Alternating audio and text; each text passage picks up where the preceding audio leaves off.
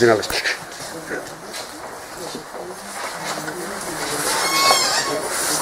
tardes.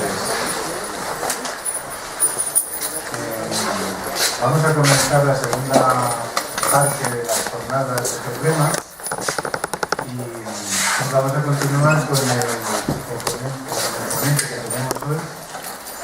Él se llama Diego Cano, ha venido especialmente desde Argentina. Si habéis leído un poquito en los proyectos que distribuye FEFREMA, habéis notado que es hijo de exiliados españoles. Él tiene una historia curiosa de esos ancestros. Y bueno, contar de Diego, que lleva con nosotros precisamente el FEFREMA por el espacio de un año. Él se ha asociado a nuestra organización y nos propuso pues un día hablar de un personaje que nos parece curioso, que es un poco desconocido dentro de lo conocido y que tiene una trayectoria entre negra, leal y bastarda, diría yo. Nos va a hablar en concreto de Vittorio Codovilla. Como sabéis, la ponencia se llama Vittorio Codovilla, el ojo de Moscú.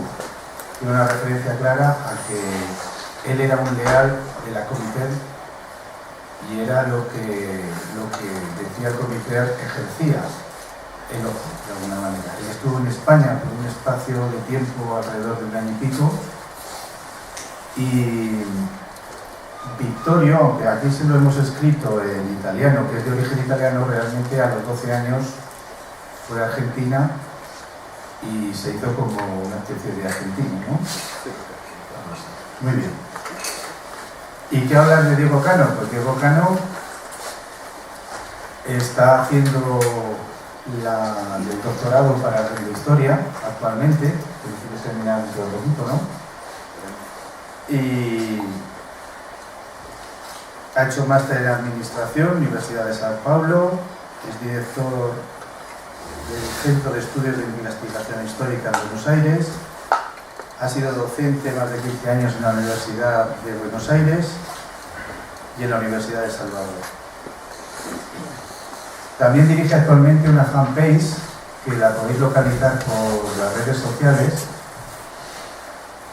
que es sobre reseñas de libros de nuestra guerra civil, la que actualmente denomina Biblioteca de la Guerra Civil Española, como parte del Centro de Estudios del CEI, donde él es candidato actualmente a historiador. Sin más, voy a pasar a que el ponente nos cuente la historia tan curiosa, o como os he comentado con los calificativos de antes, de Vittorio Codovilla, que es un ser que estuvo en la sombra, pero que tuvo una gran repercusión en las decisiones, sobre todo del Partido Comunista en España. Bueno, gracias Chema, gracias por la presentación y gracias a FEFREMA por la invitación. ¿Se escucha? Sí. Ahí mejor. Gracias a los amigos de FEFREMA por la invitación. Para mí es un orgullo estar entre tanta gente que sabe tanto de la guerra civil. Y como Chema decía, digamos, yo tengo una historia vinculada a eso. Mi bisabuelo fue contramaestre de un barco gallego que terminó capturado por los soviéticos en Odessa al finalizar la guerra civil. Terminó él en Rusia y mi abuela de chiquita tuvo que exiliarse en Argentina y mi bisabuela nunca más salió de la Unión Soviética, o sea que nunca más se vieron, digamos, o sea que esto está directamente vinculado con esta preocupación que yo tengo desde siempre, desde chico, por la guerra civil. Es algo que mi abuela que me crió, digamos, me lo ha transmitido. Así que, como primero, esa presentación personal que de alguna manera justifica mi interés por el tema, ¿no? Codovilla. Hablando con los amigos de FEFREMA antes de realizar esta presentación, digamos, me llamaba la atención lo poco conocido, esto que señalaba Chema, respecto de que Codovilla a veces era un nombre que recién aparecía y que no era muy conocido o relativamente poco conocido.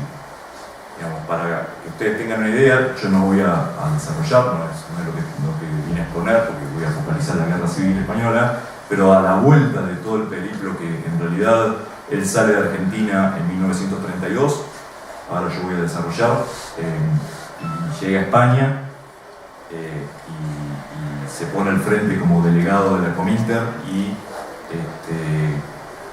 conduce lo que podríamos denominar la purga de la dirección, o sea que está desde el año 32, en realidad, y por aquí un dato que pasaste, del año 32 al año 37 en España, como delegado de la Cominter. Pero lo que iba a decir es que Codovila, cuando vuelve a la Argentina, es secretario general del partido desde el año 41 hasta su muerte, en 1970, por lo que para cualquier argentino interesado por la política o por la historia, Codovila es un nombre muy importante, ¿sí? Digamos, el Partido Comunista Argentino fue el delegado de él desde siempre. Entonces, esto es una referencia que al cerrar la exposición, digamos, va a cobrar relevancia. Y esto de las sombras y de la oscuridad, ahora yo voy a empezar a exponer respecto de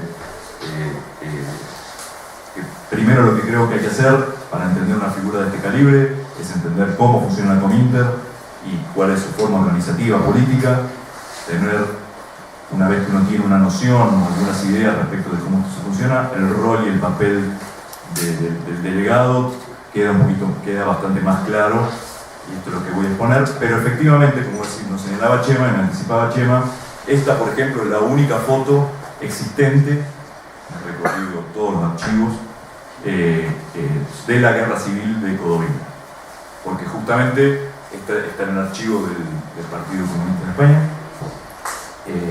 Supongo, intuyo, porque no hay referencias, que corresponde a algún carnet partidario y que eso, digamos, tiene inclusive el aspecto de eso, pero, digamos, como delegado de la Cominter no era conocido por su nombre.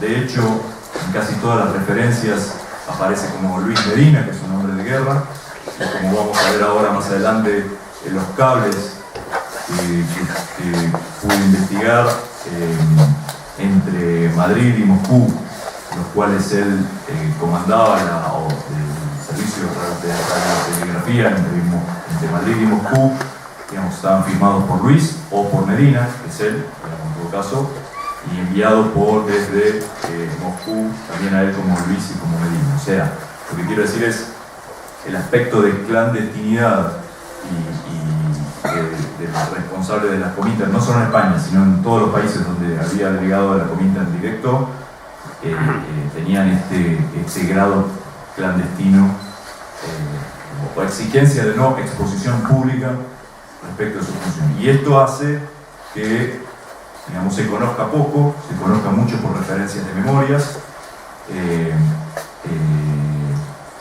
y exista muy poca documentación.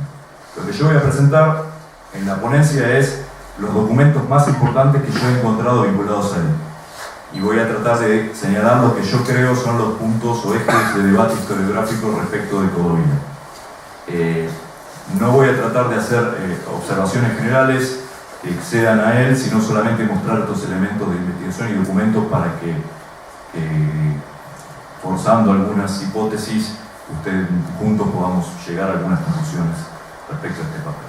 Una cosa más antes de empezar directo, que son 38 slides, se pueden hacer para darlos en 45 minutos. El ojo de Moscú es una expresión que en realidad la usa Larga Caballero, pero era como se usaba. Largo Caballero se reúne en muchas oportunidades, en sus memorias lo nombra solamente 2 veces, pero son varias las oportunidades. Es uno de los cables que yo investigué, donde Codovila se juntaba con Largo Caballero para acordar ciertas estrategias, o no acordar, ahora vamos a ver. Y es el nombre que se le daba a todos los delegados de la Cominter. En Francia, a Eugène Freud también se le denominaba de la misma forma, ¿sí? Entonces, ese fue el motivo por el cual yo le puse a esta exposición el ojo de Moscú. Entonces empecemos. Primero voy a hacer una breve slide con un resumen. Mi intención es que si uno da unas grandes pinceladas de lo que es el estalinismo, pueda entender, como dije antes, el rol de Vittorio Codovilla como delegado de la Comintern, ¿no?, en España. Codovilla es uno de los principales cuadros de la Tercera Internacional. Como vamos a ver un poquito más adelante, está jerárquicamente debajo de Togliatti, quien lo reemplaza en 1937, pero veremos, yo ahí tengo algunas hipótesis y algunas información de la bibliografía o los documentos respecto a cierta tensión entre ambos, pero para que ustedes entiendan la importancia, que es lo que yo vengo a resaltar acá, la importancia de este sujeto en la Guerra Civil Española y en la conducción del Partido Comunista Español, España, es uno de las personas claves, de las pocas, con Dimitrov, Togliatti, Kamensky, de la dirección de la Comintern. Para caracterizarlo de alguna manera, Chema ya lo ha señalado de manera más general, una extraordinaria capacidad organizativa, una extraordinaria capacidad de trabajo.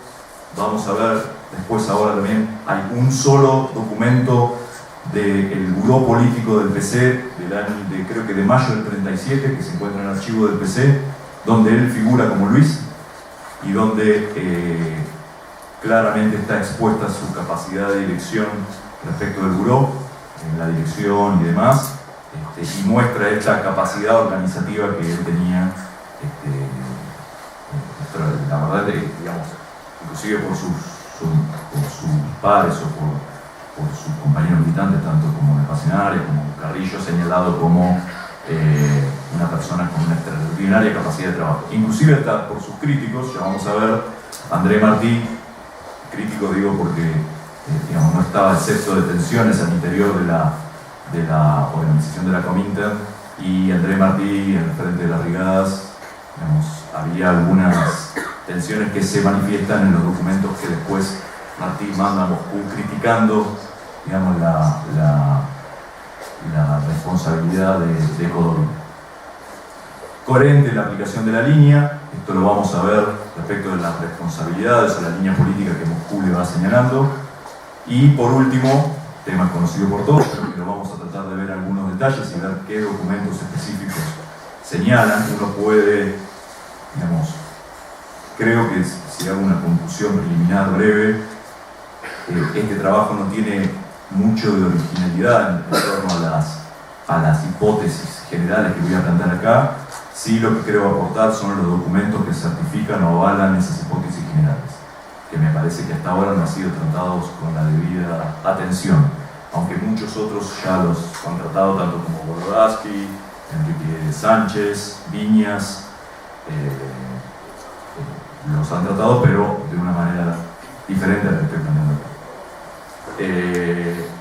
Importante también, al último voy a hacer una breve mención a Codovilla, coordinó la purga del Partido Comunista en México previa al asesinato de Trotsky.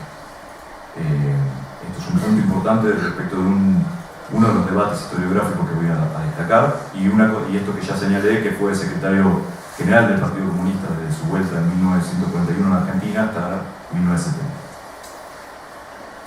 Entonces, una breve vuelo de pájaro, como decimos nosotros, no sé si se entiende, pero rápidamente. El stalinismo, una organización centralizada, vertical, en relación a sus secciones nacionales o partidos. Y acá viene lo que yo denomino el primer debate historiográfico, ¿no? Digamos, que es los grados de libertad del Partido Comunista de España.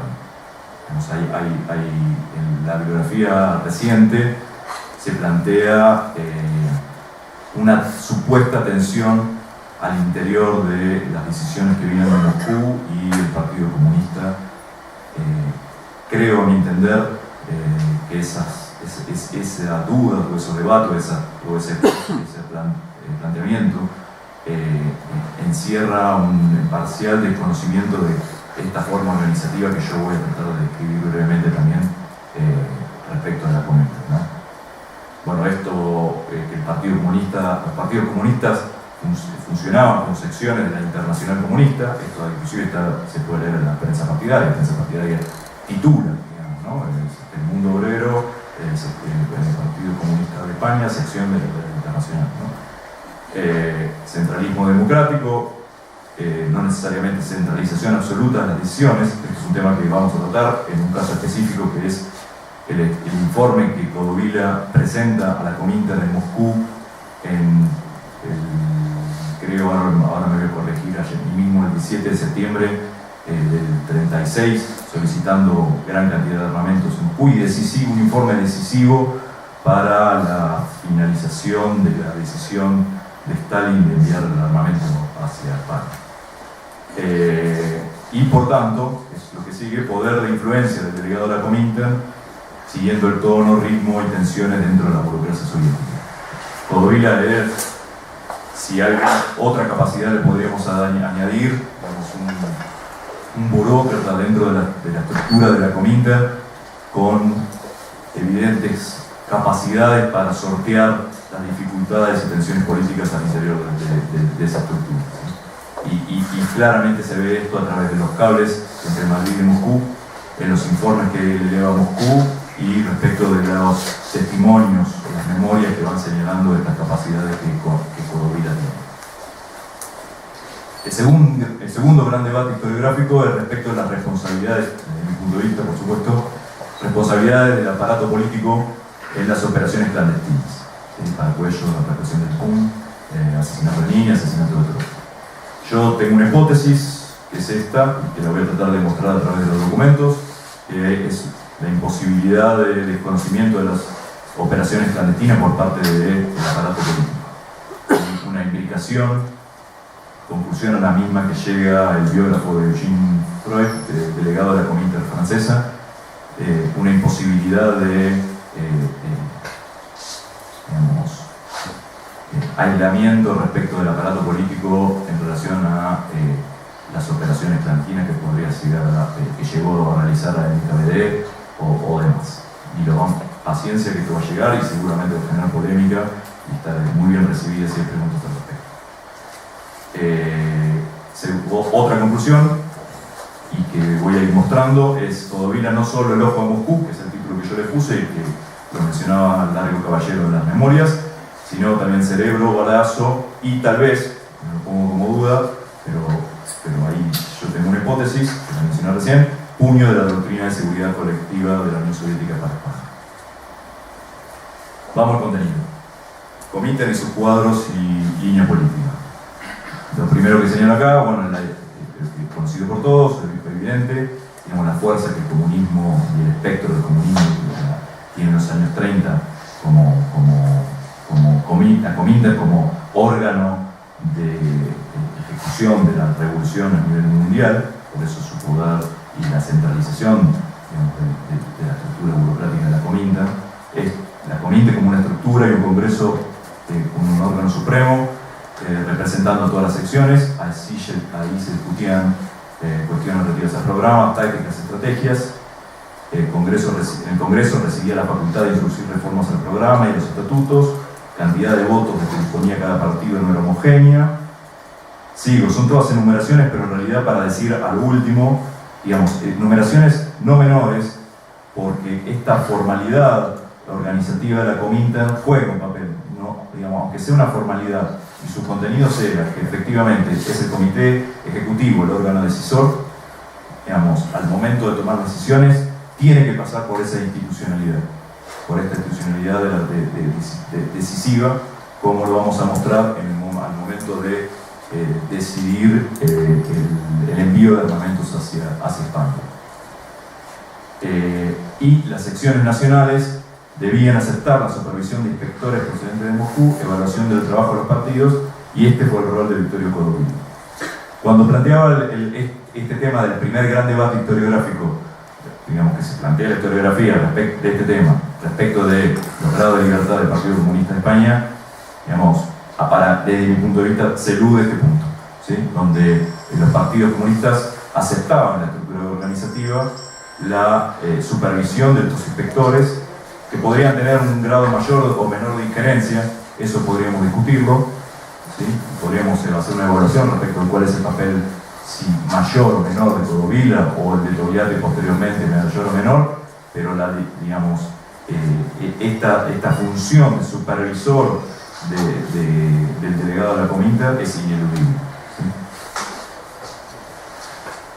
Sí, bueno, la organización del Partido Comunista de España, la organización bolchevique de 1932, ahora es el próximo punto. Codovila fue enviado acá para realizar esta llamada, pero como tendría que haber puesto entre comillas, ¿no? Porque habría que explicar y contextualizar lo que significó el bolchevizar el partido en el año 32. Es una bolchevización tarde, porque la bolchevización de los partidos había comenzado me parece que posterior al Congreso de la Cominter del año 28. De hecho, Codovila condujo la llamada bolchevización, que en última instancia es una sujeción a las decisiones de la Cominter en Argentina en el año 29. Digamos, o sea, llega a España apoyada una historia dentro de la estructura burocrática cominteriana fuerte y sólida. ¿Sí?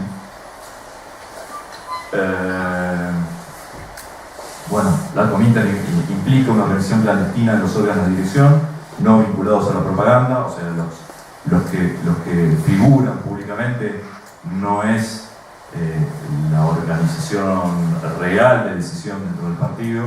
Esto cualquiera que haya militado en una organización de izquierda, digamos, o que conozca más o menos una organización de izquierda, sabe que esto efectivamente tiene esta estructura. Por eso es que yo mencionaba que esta es la única foto, la primera que habíamos visto, que está en la tapa, la única foto existente de Codovila durante la Guerra Civil, y lo que mencionaba antes, que se conocía como Luis Medina.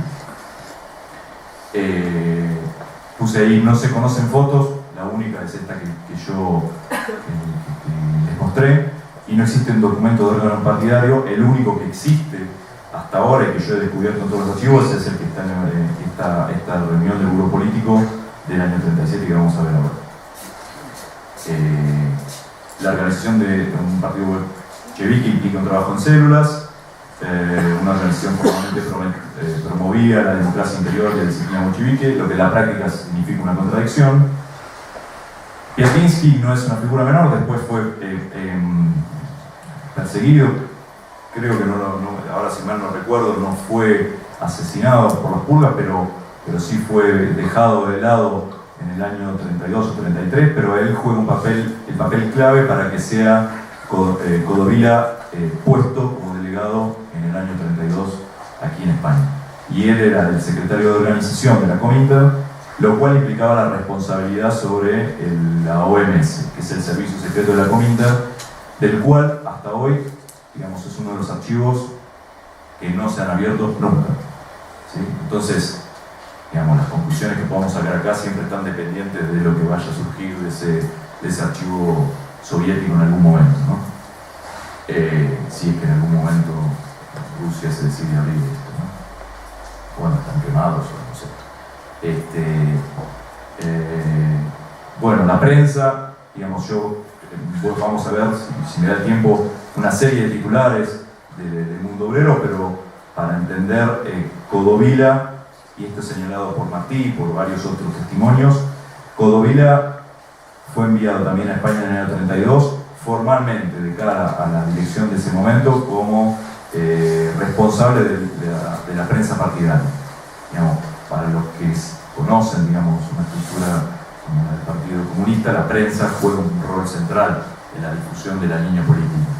Y para Codovila, esto también está en el informe del Buró que vamos a ver más adelante, y está señalado por Martí. Codovila inclusive escribía hasta los editoriales del diario, ¿sí? O sea, su capacidad de trabajo mostraba hasta eso, ¿no? No solamente era el que titulaba, digamos, lo que se expresaba en el Mundo Obrero, de acuerdo a lo que discutía o le bajaban líneas directamente de Moscú a través de los cables, como vamos a ver, sino que además él directamente escribía los editoriales de la prensa, hasta bien entrada inclusive la Guerra Civil. Digamos, creo que en la reunión del Buró que vamos a ver, no sé si la escribía él, pero da indicaciones directas respecto de lo que tiene que escribirse en la prensa. O sea, forma parte de la discusión del Buró después de la discusión política, qué es lo que debería tener la prensa partidaria. Un tema que yo no voy a tratar acá, pero me parece que debería, digamos, si uno plantea algo de más aliento y contextualizando sobre la figura de él, por lo menos esbozar algunas grandes pinceladas respecto de la contradicción de la instrumentación de una política revolucionaria y los intereses de la Unión Soviética, esto que señalé antes de la política de seguridad colectiva de la Unión Soviética para Europa y para España en particular, no lo voy a tratar, pero deberíamos considerarlo. Los grados de autonomía, que ya lo mencioné, porque acá, por lo menos Hernández Sánchez, en discusión feroz, un libro que recomiendo que es, no sé si lo han leído, pero que es Radio Revolución, que es el telón de fondo de esta exposición, en una discusión feroz decía con Boloten respecto del Partido Comunista como mero agente de Moscú o mero correa de transmisión. Vamos a ver que esto tiene su parte de verdad y su parte que no. Entonces ahora veamos en detalle a través de los documentos cómo podemos responder a este debate.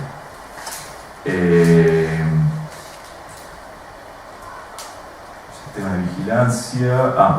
Sin embargo, demasiada dimensión para puro agente transmisor, o sea, el volumen del trabajo político y la dimensión que cobra después del periodo de armamentos y el crecimiento del Partido Comunista, cosa que está muy bien señalada y documentada en el libro de Hernández Sánchez, un crecimiento exponencial de la organización partidaria, del nivel de afiliación y demás, principalmente durante el año 37, tiene la contracara de este sistema de vigilancia permanente que en ningún momento la línea política del partido debía dejarse de la estrategia general que Moscú esgrimía respecto a lo que debía hacerse en España. Esto va a estar claramente expresado también en los cables. Y Codovila, una vez más, remarcar, machacar, aunque disculpen la insistencia, pero la importancia de su rol acá en instrumentar ese férreo control que venía desde Moscú hacia la organización partidaria.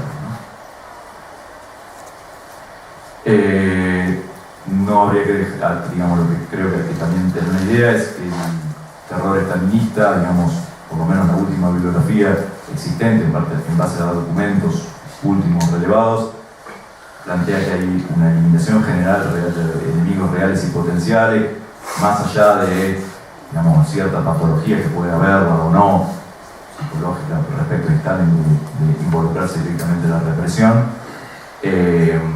Lo que la historiografía intenta demostrar es que la decisión del terror está muy vinculada al fortalecimiento de un poder que está muy cuestionado al interior y por el contexto general en el cual se encuentra la Unión Soviética. Esto es una gran pincelada que estoy dando solamente para mostrar el contexto en el cual se enmarca todo. Y acá en español, sintomático por esto, los asesinatos perpetrados en España por la NKVD no suman si esto es exacto, no importa la exactitud. Acá lo que quiero mencionar solamente es la magnitud efectivamente menor respecto de lo que ha sido la represión, quizás muy focalizada en lo que se denomina el enemigo interior y como el trotskismo, y no una purga generalizada como se dio en la Unión Soviética. Y más allá de que yo señalo esto como hipótesis y no lo doy como conclusivo, no existe hasta hoy un documento que compruebe efectivamente la relación. Uno puede tener ciertas evidencias o ciertas, pero no son pruebas conclusivas respecto de la implicación que señalaba antes entre el aparato clandestino y la dirección política. En el caso del Partido Comunista, Checa es el secretario de organización, que entiendo que muchos de ustedes saben, es responsable por la parte legal, pero también por la parte sumergida. Checa, o sea, por la parte clandestina, cuando digo sumergida, lo que no se ve, el aparato clandestino que puede tener el partido. Y Checa responde directamente. Ahora no recuerdo si la reunión que conseguí del grupo político Checa creo que está en la reunión y se ve la interacción en ese papel, en ese documento, de subordinación directa respecto del Codovila, ¿no? Este tema es no menor, digamos, por la implicación que pueda llegar a tener Checa en algunos eventos, por ejemplo, el de Paracuellos, ¿no? Y por tanto la responsabilidad de Codovila, aunque no exista documentación efectiva que compruebe su participación ahí, ¿no? Entonces, llegamos a esto, que yo estoy esbozando algunas de las hipótesis, pero digamos, hay una dependencia absoluta del comité ejecutivo del Partido Comunista respecto de Codovila. Veremos más adelante si esto es la conclusión a la que llegamos. Esto es un poquito largo, pero me parece que merece ser leído. Es la conclusión de Togliatti, y ponerlo un poquito en contexto, pero primero voy a leerlo rápido. No quiero ocultaros mi impresión en torno al hecho de que la responsabilidad del mal trabajo del centro corresponde en parte a nuestros consejeros. En particular, es preciso convencer a él, Luis Codovila, de la oportunidad de cambiar radicalmente su propio método de trabajo. Los camaradas españoles han crecido, es necesario entenderlos y dejar que anden por su propio pie, imitándonos nosotros realmente el papel de consejeros. Hay que exigir de verdad que él Codovila deje de ser la bestia de carga de todo el comité central, que traspase a los camaradas españoles el trabajo operativo y deje de ser la figura sin la cual nadie hace ni nadie sabe cómo comportarse. Eso daría a los camaradas españoles un mayor sentido de responsabilidad y les ayudaría mucho a trabajar mejor. En segundo lugar, el papel que cubre ahora Codovila le impide enfocar críticamente las cosas, cuando precisamente en eso reside la esencia del papel consejero del Comité Ejecutivo de la Internacional. Por eso es inevitable que se le critique. En tercer lugar, exigir a Codovila que, según la regla, todas las conversaciones con miembros del gobierno español, ministros, jefes de partido, etc., sean mantenidas por camaradas españoles. Una breve pausa acá. Togliatti ya en el año 35 había tenido algunos atritos, unos conflictos con Codovila respecto de unas decisiones que están documentadas, que Codovila quiso instrumentar y respecto de España, y que Togliatti se las cambió. Este testimonio debería, digamos, se toma muchas veces literalmente. De hecho, tanto Pasionaria como Carrillo reflejan casi literalmente lo que dice Togliatti en sus propias memorias. Hablan bien de Codovila, su capacidad de trabajo, pero al mismo tiempo critican esta suerte de tapón respecto de la posibilidad de crecimiento de la dirigencia local. Creo que esta situación hay que ponerla en el contexto de Togliatti siendo enviado a España y Codovila, creo, podríamos suponer, una figura fuerte, como se la puede ver o se la puede caracterizar, digamos, dos grandes cabezas dentro de España, dentro de la dirección del Partido Comunista de España, no pueden sobrevivir, digamos. Y claramente esta apreciación de Togliatti, digamos, fuerza una tensión, o muestra una tensión entre Togliatti y Codovila, que finalmente, obviamente, por su nivel de responsabilidad superior en la estructura de la comunidad, Togliatti termina ganando y Codovila es removido de la función de delegado que la cual asume Togliatti, ¿sí? Pero muchas veces esta remoción se la utiliza como una crítica furibunda y no el reconocimiento del papel central importante que Codovila ha jugado hasta ese momento, y se lo suele tomar como una suerte de desplazamiento de Codovila en la estructura cominteriana. Para esto yo creo que es importante señalar que después de acá, en septiembre del 37, y esto figura en los diarios de Dimitrov, Stalin lo recibe personalmente a Codovila, y en octubre, diciembre del 39, Codovila es responsable de la Comité de México para realizar la purga en el PC mexicano antes del asesinato de Trujillo. Lo que quiero decir es, no es que Codovila por estos comentarios de Togliatti o los de Martí que mencioné o que voy a mencionar ahora mismo, haya sido removido o haya perdido poder en la estructura política soviética, sino que muy por el contrario asume responsabilidades quizás aún mayores y más delicadas, como son la purga del Partido Comunista Mexicano previo al asesinato, ¿no? Bolchevización tardía del PC. Codovila viene en el 32, ya como mencioné, era un dirigente destacado entre la estructura de la Comintern.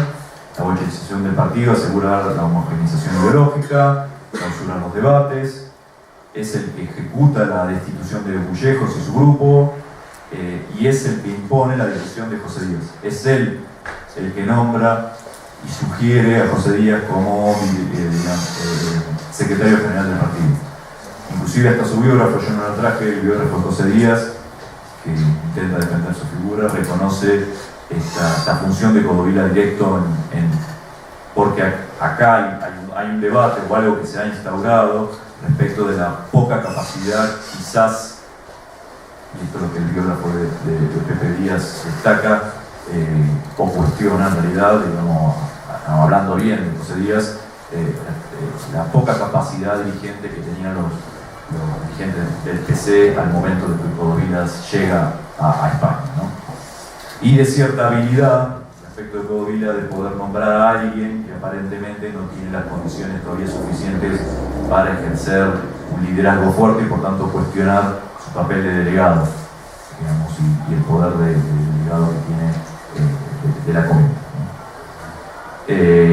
¿no? Codovila cumplirá el papel ejecutor directo de la política de la Comintern y de redactor del Mundo Obrero. Y acá está déjenme leerlo rápidamente. Martí: me sentí muy sorprendido a mi llegada a Madrid por el trabajo de Codovila, ¿no? No hay otro término para él que K. En realidad se lo suele traducir como cacique. Lo hace todo por sí mismo. Trabaja en la antigua oficina de Gil Robles. El partido se aloja en el antiguo edificio de la sede. A 9 de la mañana recibe todo el mundo y allí mismo decide todos los asuntos. Antes de su llegada en septiembre escribía él mismo muchos de los editoriales del Mundo Obrero. Ven como los testimonios, y yo estoy solamente señalando los testimonios que son orgánicamente partidarios, incuestionables por su interés de legitimar la organización del Partido Comunista. Estoy hablando de los informes de Martí, de Togliatti, o de Pasionaria, o de Carrillo. No estoy mencionando las menciones de Jesús Hernández, ni de Castro Delgado, ni de otros que pueden ser cuestionadas por un interés de querer perjudicar. Digamos, estoy mencionando estas cosas que señalan el rol central que Codovila jugaba en ese momento. Y ahora, digamos, una vez dicho esto de la bolchevización del partido, hay 4 informes que yo logré destacar. El primero es un informe de enero del 32, con destino a la Comintern. Tiene 3 ejes: lectura de los acontecimientos del 31-32, democracia republicana, abriendo camino al fascismo, porque todavía recordemos que la línea del Frente Popular solamente es impuesta por Dimitrov en el año 35, o sea que hasta ahí es la política de clase contra clase. Y una vez más estos comentarios de Codovila respecto del Mundo Obrero, ¿no? Porque ahora vamos a hablar los editoriales, pero quiero señalar esto porque si uno sigue los editoriales del Mundo Obrero, ve la mano, podría ver la mano de Codovila, digamos, claramente en esos titulares. Codovila alimenta el miedo con una predisposición ya adversa frente al trotskismo. Entonces estamos hablando del año 32, y leo lo que está en el informe. El desarrollo de la situación de España tiene unos parecidos con la solución rusa, flujos y reflujos, de ahí que los trotskistas no tengan razón al calificar el movimiento revolucionario de España como una derrota del proletariado y como el enemigo de clase ha vuelto a obtener una nueva victoria. Señalo esto porque Codovila es uno de los... Ayer se mencionaba acá respecto a las milicianas de Mica Echeverría, pero Mica y Hipólito Echeverría, Mica Feldman y su marido, vienen de una escisión que es la escisión chispista del año 25, que después terminará en el trotskismo y que por eso vienen orgánicamente a España, no vienen por la libre y se suman al POM, digamos, sin una historia política. Codovila fue el que expulsó, junto con la dirección, con Rodolfo Scioli y Penelón en ese momento en Argentina, a la fracción chispista, se le dice chispista en Argentina porque ellos conducían un diario que se llamaba La Chispa. Entonces ellos vienen de esa extracción y llegan a España con esta militancia, ¿no? Hay un apoliticismo ahí, ¿no? Informes El siguiente informe de Codovila es un documento sin firma, pero que claramente pertenece a él, por lo que vamos a ver. Argumento de la decisión de separar la dirección de ese momento del PC, y esto me parece importante, como hasta plantea casi la sinceridad absoluta respecto del objetivo de remover a la dirección anterior. Dice: el grupo, Ullejos, Adame, Vega, Trilla, esto es una declaración entre paréntesis mía, mostró en todas las cuestiones fundamentales de la revolución y en la comprensión del papel del partido como vanguardia dirigente profundas divergencias con la Internacional Comunista y el partido. Digamos, la decisión de bolchevizar, o de llamar bolchevización, está directamente vinculada con este cuestionamiento que la dirección del partido hasta ese momento realizaba de las decisiones que le bajaban de Manuilsky principalmente, que inclusive en algunos documentos le reclama, o sea, hubo reclamos previos a la decisión de sacarlos de la dirección, digamos, rol que cumplió Codovila. Que si uno ve, digamos, las grandes líneas de la vida de Codovila, uno podría decir, se había convertido en experto dentro de la organización de la Cominter, de los partidos Cominter, en realizar las grandes purgas, digamos, dentro de la organización partidaria. Primero en Argentina con los chispistas, después con Penelón, después aquí con la dirección en el 32, y posteriormente con la gran con la expulsión de la dirección en México.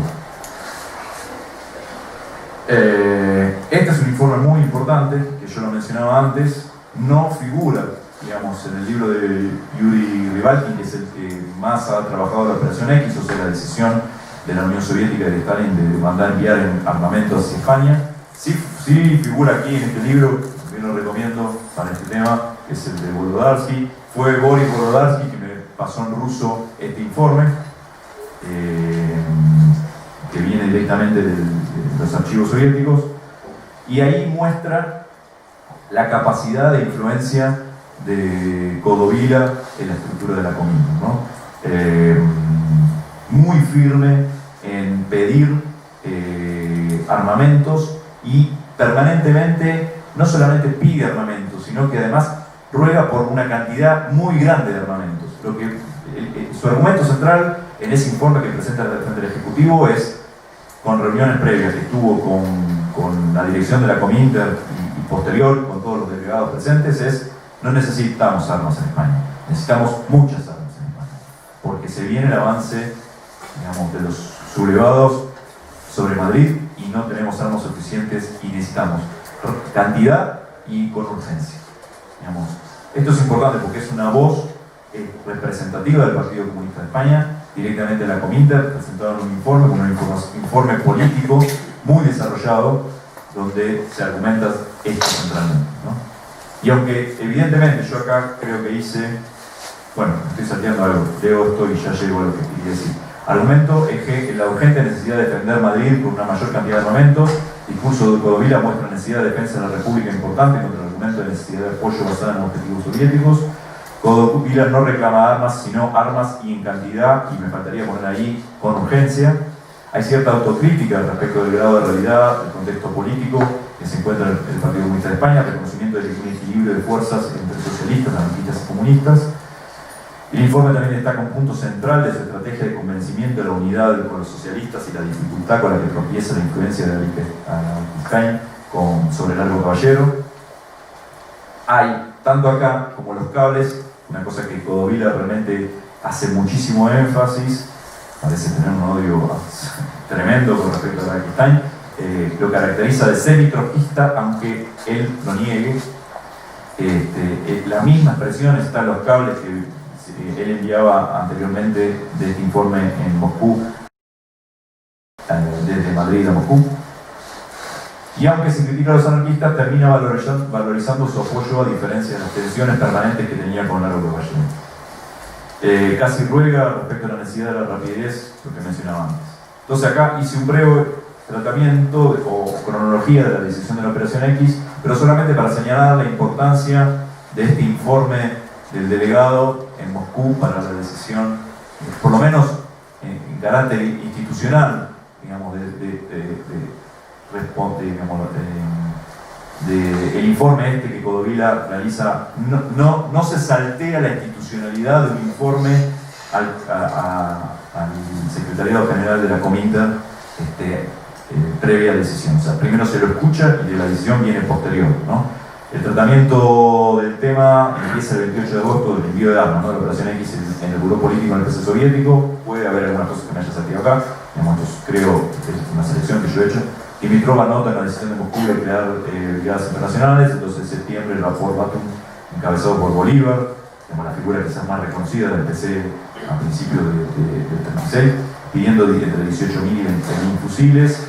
El 16 de septiembre se trata el tema del Presidium de la Cominter. El 17 de septiembre es el informe de Codovila, Dimitrov. Y el 18, una reunión de los delegados de los diferentes lugares junto con el Comité Ejecutivo de la Cominter.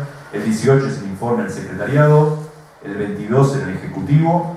El 23 está anotado por Dimitrov, la decisión y la llamada por teléfono de Sudacha, creo que del Mar Negro, donde estaba Stalin, dando la orden de que se lleve adelante. Y el 15 de octubre, creo que es el 14 de octubre, que llega el primer barco, con las armas. Bueno, vamos a esta reunión que yo venía anticipando, del putsch de 1937. Dos concepciones aquí. El PSUV, todo subordinado a la guerra. La FAI subordinó a la guerra a una pseudo-revolución y descompuso profundamente la economía del país. Este es un resumen que yo he hecho de este informe, ¿no?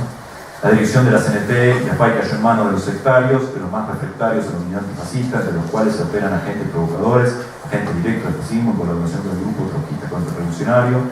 El PC presentó 5 puntos, la CNT y la FAI, vigorización de la táctica de violencia, combinando este pedido con el asesinato del compañero Roldán, de los trabajadores y la franca preparación del putsch. El putsch no fue un movimiento espontáneo, sino premeditado, conclusión lógica de una táctica revolucionaria. La derrota de la CNT ha sido fuerte y vista con perspectiva histórica de gran trascendencia. La CNT ha perdido la dirección militar del país, la influencia interior del orden público. Perdón, esto no era la reunión del grupo político, es el próximo slide. Esto es un informe anterior. Perdón la confusión. El papel de los agentes provocadores que juegan los dirigentes de Trotsky, del PUM, ha sido públicamente reconocido por los otros sectores antifascistas, y plantear la cuestión de la liquidación del PUM como una de las tareas más importantes para sanar la situación de Cataluña. Esto es un informe que eleva a Moscú el 30 de julio del 35. Este es el informe del buró. Sí, te voy a cortar, te voy a hacer rapidísimo. Único informe del archivo con presencia de Codovila, figura bajo el seudónimo de Luis Codovila, muestra su centralidad, organiza, establece prioridades, da el contexto político, da instrucciones a la prensa, es el que desarrolla las mayor políticamente las explicaciones, y Carr si cierra la discusión y el debate que se produce, debate, podría decirse un eufemismo, pero bueno, digamos, la situación de exposición de las posiciones en que se dan en el buró. Ahí sí, estaba Checa, yo me acuerdo, pero no lo dudaba antes. Estaba Luis, Chorla, Hernández, Uribe, Checa, Ricardo Martínez, Vega, Uribe y Sánchez. Bueno, yo lo que hice es preparar o hacer un breve repaso, digamos, de los titulares más importantes del mundo obrero, sabiendo todos estos antecedentes de la importancia que tenía Codovila respecto a la prensa partidaria. Digamos, veamos hasta llegar a noviembre, a Paraguayo, cuáles más o menos son los titulares. El 10 de agosto del 36, consigna es el exterminio. El 24 de junio, ofensivo implacable hasta el exterminio. 22, tribunales especiales, juicios sumarísimos. Limpiemos la retaguardia, el julio, 26 de julio. Los bandidos fascistas van siendo aniquilados, exterminio al fascismo. O sea, lo que quiero reforzar con esto es el vocabulario, digamos, totalmente justificado, obviamente por la tensión de la guerra y por el avance de las fuerzas sublevadas hacia Madrid, y, digamos, por todo lo que ustedes ya saben, digamos, pero señalar el vocabulario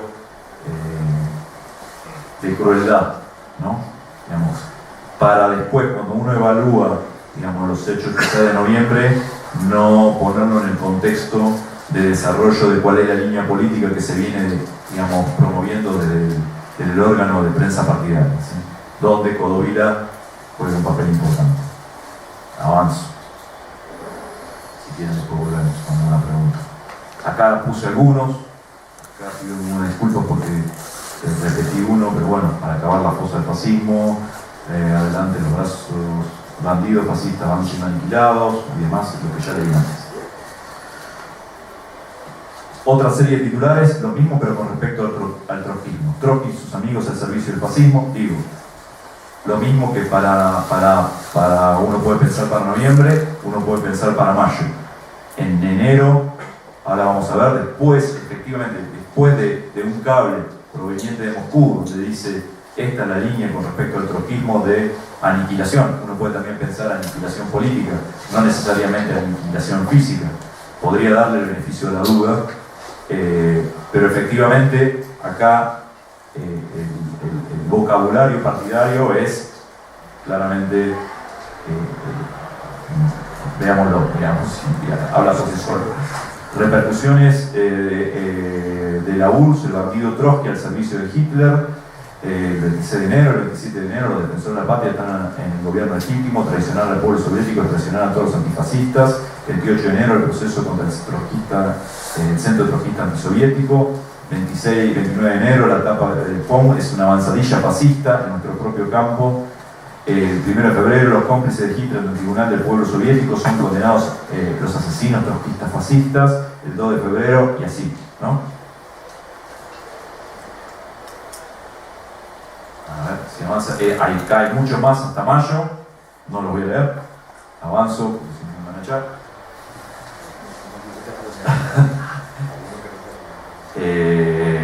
Algunos titulares que son los mismos que les leí antes. Y los cables. Los cables ya han sido tratados por 4 libros. De Volodarsky 1, Guerra Revolución el otro, Viñas y queridos camaradas de Lorza y Canón. ¿Sí? Volodarsky creo que trabaja con los del archivo ruso. Hernández Sánchez trabaja con los que yo trabajé, que son los cables fueron interceptados por el Servicio de Inteligencia británico. Están en el archivo británico, se pueden pedir, cuesta un dinerito hasta que te lo mandan, pero te mandan las pilas puntuales, bien a la inglesa.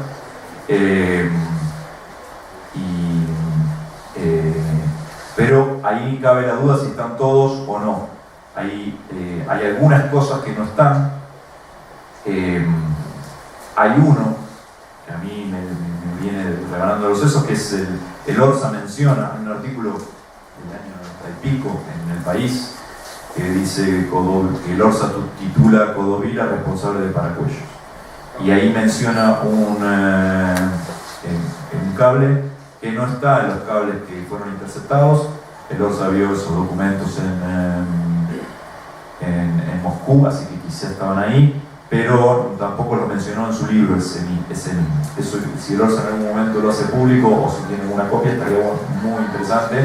En principio confiemos en que esto es así, pero aparentemente en ese mensaje, si el Orsa efectivamente tiene razón, Codovila manda un mensaje a Moscú diciendo: acá tenemos la lista de personas de lo que sucedió ayer. Creo que esto fue posterior a los días de Paracuellos o algo así.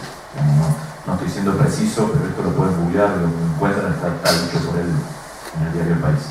Bueno, pero digamos, lo que quiero señalar es las fuentes, ¿no? Tenemos los mismos cables interceptados por el Servicio de Inteligencia británico y los que están en el archivo de la Cominter, que también el Orsa los vio en algún momento y después eso se cerró, así que no sé, yo no he visto los archivos soviéticos, sí los archivos británicos, y aparentemente los archivos soviéticos han, digamos, cerrado un poco el grifo respecto a esa primera apertura inicial. Entonces, bueno, vamos a los cables. Son importantes porque revelan una forma organizativa, solicitan información desde Moscú o Madrid, informan los avances, las decisiones, las líneas políticas trazadas, informan también las novedades locales que pudieron afectar los intereses del partido y de la Cominter, por tanto de la política exterior soviética. Refuerzan el poder del vértice. Claro, esto es en torno a plantear la centralidad o la importancia de Codovila. El que maneja el aparato radiotelegráfico o el que tiene el control de la información que viene de Moscú, de las direcciones políticas, es el que tiene el control político, porque es el que tiene la posibilidad, esto el Orso lo señala con firmeza, coincido, es el que tiene la capacidad de medir qué se dice, hasta dónde se dice, la extensión, a qué dar la importancia, cuál es el tono y hasta cuándo contestar o no respecto de las necesidades de Moscú, de información y demás, y también al revés, de cara a la organización partidaria, digamos, tamizar con su criterio político, esa es su función, su criterio político para tamizar esas decisiones y ejecutarlas respecto de las órdenes que vienen de Moscú hacia dentro de la organización partidaria. O sea que el poder, por la misma operación clandestina, por la misma forma de comunicación y por la misma organización que la Comintern tiene estructurada y la forma que necesita para poder comunicarse de una manera efectiva entre comillas, porque ya vimos que el servicio británico lo pudo interceptar, ¿no? ¿Qué han hecho con eso después? No es un tema que cabe acá, pero digamos, fueron interceptados. Sí, lo que quiero remarcar es la centralidad de todo el día bajo esa cosa, ¿no?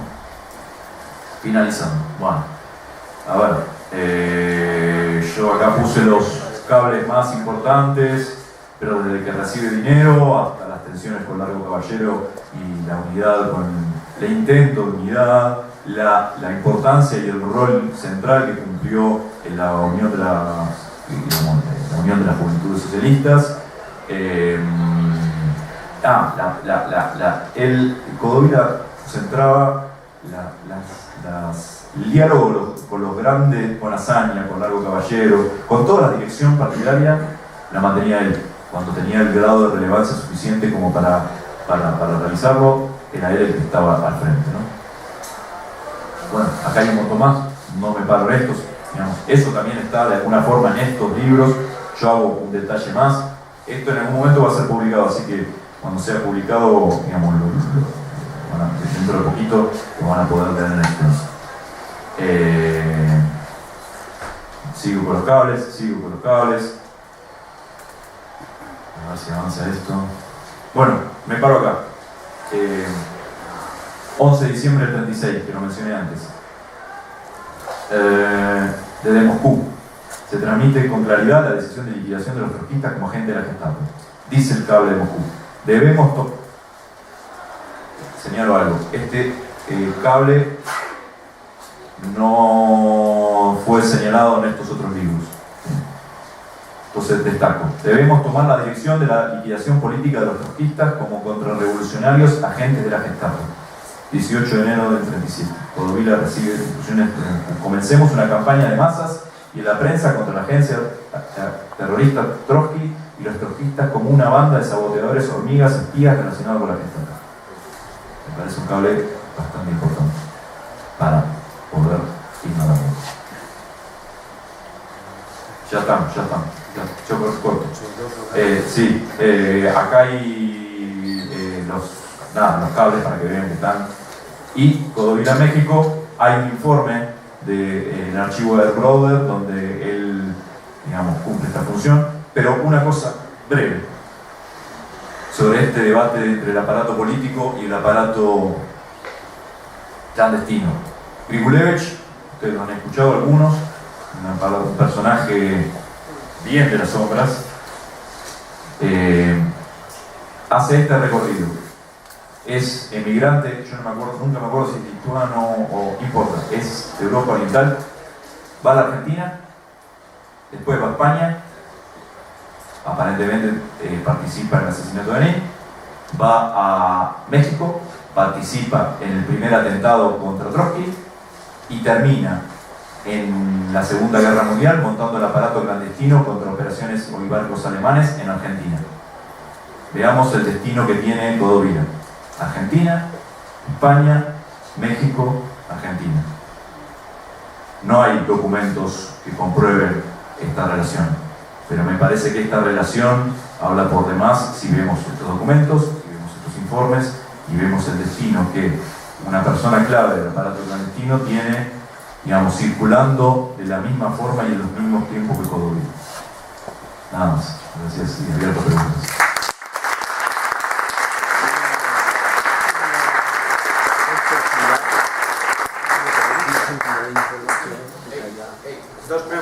dejamos? Yo, porque vamos ya de tiempo. Está primero él.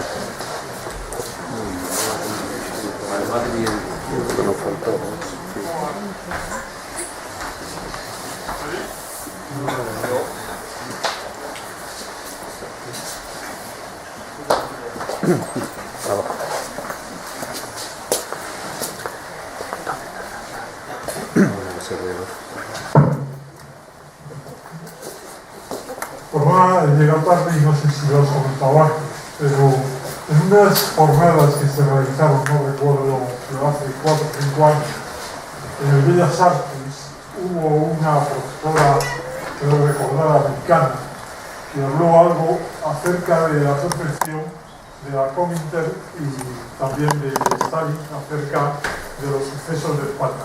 Su teoría muy resumida y quizás simplificada sería Stalin, en principio, la guerra de España no le llama mucho la atención, pero lo preocupa hasta que dice se está dando un proceso revolucionario y nosotros no tenemos nada que ver, eso está en manos de los anarquistas y los fascistas.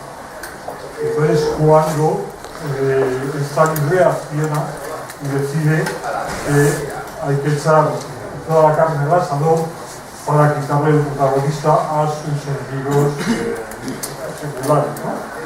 Entonces, toda la política se extiende de Stalin hacia la República hasta que consigue la derrota tanto del anarquismo como el llamado por él trotskismo, aunque no era reconocido por Trotsky como tal, de los trotskistas del todo, ¿no? Entonces, una vez que después de los hechos de mayo ya pierde todo el interés y se vuelca en una entente con Inglaterra y Francia. Eso llega a que caiga hasta el interés de los aviadores, lo ponía como anécdota, ¿no? Los pilotos rusos en la operación de la Granja, y sabiendo que ya se van a volver a la URSS, que ha terminado su cometido aquí en España, pues se niegan a pasar más allá de donde está García Morato y atraen combate.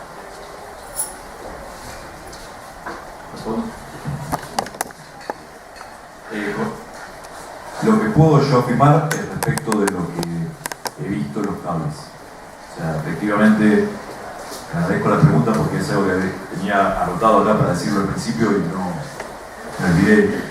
Primero, no es el tema, digamos, la política de seguridad colectiva, no es el tema que yo vengo a tratar acá, pero evidentemente es algo que está de fondo y hay que responderse. Y yo en principio coincido con lo que asegurás que esta doctora mencionó. Creo que yo pondría un poco un énfasis en el papel de Francia respecto a la política soviética y el eje de la alianza y del Frente Popular francés para Stalin y la importancia que significaba un avance de un movimiento revolucionario en España respecto de su política más importante, que es la de seguridad colectiva con intento con Francia, con más fuerza, con presencia en el Frente Popular y de alguna manera con esa política tensa o forzada de poner a Inglaterra en una posición de la cual Inglaterra nunca quiso estar. Entonces, creo que inclusive este informe que yo mencioné, que Codovila presenta en septiembre en Moscú, en alguna manera plantea esto que vos estás diciendo. No podemos dejar a España solo. Acá es importante que este proceso revolucionario o este avance o esta situación, la Unión Soviética, digamos, se ponga al frente. Entonces, digamos, no tengo más que decir, que coincido con lo que ha dicho. Dos cosas, un comentario y una pregunta. Codovila es un personaje fundamental y desde luego celebro mucho que Gefrema la haya invitado a usted a dar esta charla. Yo, lo que dijo ayer mi querido amigo Ángel Bamonte, estoy de acuerdo en todo, pero hay otra cosa que hemos discrepado en otras ocasiones, y es la República pierde la guerra a la propaganda al principio, especialmente por el asesinato de los ministros moderados en la cárcel Modelo, hasta el bombardeo de Guernica. Y muy pocos días después hay un hecho muy importante que está presente Codovila, que yo le he comentado alguna vez a Ángel Monte que para mí es fundamental. Él no le da importancia porque dice que la victoria de Santa María de la Cabeza, que es una pequeña batalla, que no tiene mucha importancia, pero claro, para la República es muy importante, después de Guadalajara y el empate de Madrid, que es una victoria. Ya hay una foto histórica en la que están, no me acuerdo de todos, el Coronel Cordón, Martínez Cartón, no está ahora de la Torre, dirige la artillería, está Miguel Hernández, creo que está Regapeter, Pedro Garza, o sea, los intelectuales, la todos del frente, y Vittorio Codovila. Es decir, Vittorio Codovila va allí porque sabe que eso, muy poco después del bombardeo de Guernica, va a ser un impacto muy importante para la propaganda. Y después hay otra cosa que yo quería preguntarle a usted. No se ha valorado suficiente, yo di una conferencia aquí de los moros de la Batalla de Madrid, el valor del personaje de otro importante miembro de la Cominter, que es Nayati Sizki. Bueno, tiene diferentes seudónimos. Es un árabe que la Cominter envía aquí para convencer a los moros de Franco que deserten. Lo que pasa es que varios son capturados, fusilados, paseados por la Gran Vía en un camión. Eso se queja mucho Chávez Nogales, claro, yo no venía aquí para eso. Pero es que él dice algo muy interesante, pues usted ha visto en la misma serie, o sea, no cabe duda que Korsov, que Gorevich, todos estos se impusieron mucho en la exterminación de la Quinta Columna, de los trotskistas, incluso del CNC, pero Nayati Sizki le echa la culpa al personaje comunista español, que es Pedro Fernández Checa. Ni Santiago Carrillo, que no lo menciona para nada, él habla mucho del buen trato que le dio Jesús Hernández, que le dio Dolores Ibarruri, de ellos habla muy bien, Manly Uribe, que no entendió el tema de Marruecos y lo que significaba en la guerra de España, pero sería muy interesante, yo lo voy a revisar, tengo el libro del Orce, hablo hace poco con él, el papel de Codovila con Nayati Sizki y estos personajes fundamentales en la guerra civil que dio la Cominter. O sea que es muy importante el papel de Codovila, y si dice algún testimonio eso de que el responsable español fue Pedro Fernández, Santiago Carrillo, nada de eso. Pedro Checa. Sí. Empiezo por lo último. Jesús Hernández dice que Pedro Checa es la mano derecha de Codovila. Yo no lo he mencionado, pero si examinamos este documento que está en el archivo del Partido Comunista aquí, vemos que eso efectivamente es así. Por lo que diría, lo que se le pueda achacar a Pedro Checa es responsabilidad política de Codovila. Eso primero, creo responderte los últimos puntos de lo que planteas. Sí, lo he dicho. Respecto a la foto, yo no creo que no, digamos, me gustaría mucho que me la acerques. Yo creo que no. Ojo que Santiago Carrillo se le parece mucho. Digamos, con los anteojitos y gordito. Yo creo que no. Codovila es una persona. Por favor. Sí, pero se le parece. Digo, yo mismo me he confundido millones de veces y he visto muchísimas fotos. Pero puedo ser, y se me puede haber pasado, y bienvenido si me conseguís esa foto y si es efectivamente él, sería un hallazgo y te lo agradezco. Y con respecto a lo del, creo haberte respondido a la segunda parte, respecto a la gente de la Cominter, no tengo, sí, hay dos cables al inicio, no lo mencioné, creo que estaban ahí listados, pero donde desde Moscú directamente dicen, hablen, impongan la liberación, independencia de Marruecos para que las tropas marroquíes se rebelen. Digamos, esto es una línea directamente viene de Moscú, ni siquiera es una sugerencia del PCD acá, ni siquiera de Codovila, viene de Moscú. Digamos, así que lo que mencionás sobre la gente de la Cominter es totalmente verosímil con la línea que está representada en los cables que yo pude ver.